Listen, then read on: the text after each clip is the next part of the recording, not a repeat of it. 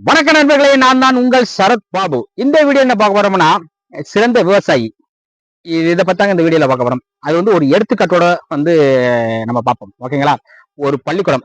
அது பள்ளிக்கூடத்தில் எடுத்துக்கிட்டீங்கன்னா, குறைந்த மதிப்பெண் வாங்கக்கூடிய மாணவர்கள் இருப்பாங்க. அதிக மதிப்பெண் வாங்கக்கூடிய மாணவர்கள் இருப்பாங்க.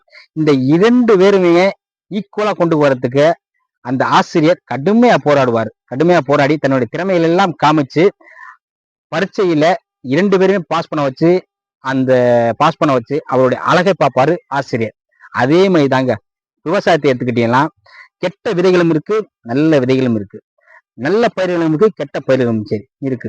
இந்த இரண்டையுமே ஒரு விவசாயி தன்னுடைய தோட்டத்துல போட்டுட்டாருன்னா, அது சிறந்த முறையில கொண்டு போறதுக்கு அந்த விவசாயி பக்குவமான முறையில தண்ணி பாய்ச்சி, மருந்தடிச்சு, உரம் போட்டு, குப்பை வச்சு, தன்னுடைய பிள்ளையை பார்க்குற மாதிரி டெய்லி வந்து பார்த்து பார்த்து பார்த்து பார்த்து அந்த நல்ல விதைகளோடு சேர்ந்து இந்த கெட்ட விதைகளையும் நல்ல விவசாயமா ஆக்கி அதோட அழகை பார்த்து தன்னுடைய லாபத்தையும் பார்ப்பாரு விவசாயி. ஓகேங்களா? இதுல இருந்து என்ன தெரியுது அப்படின்னா, நான் வந்து விவசாயத்துல இருக்கிறதுனால வந்து விவசாயத்தை பத்தி சொன்னேன். நீங்க இருக்கிற துறையில நல்லபடியா பாடுபட்டீங்கன்னா கண்டிப்பா லாபம் கிட்டும், உங்களுடைய வாழ்க்கையும் செழிக்கும், நீங்கள் நல்லா இருப்பீங்க. ஓகே, இந்த வீடியோ பிடிச்சா லைக் பண்ணுங்க, கமெண்ட் பண்ணுங்க, முக்கியமா ஷேர் பண்ணுங்க. ஓகே, பாய்.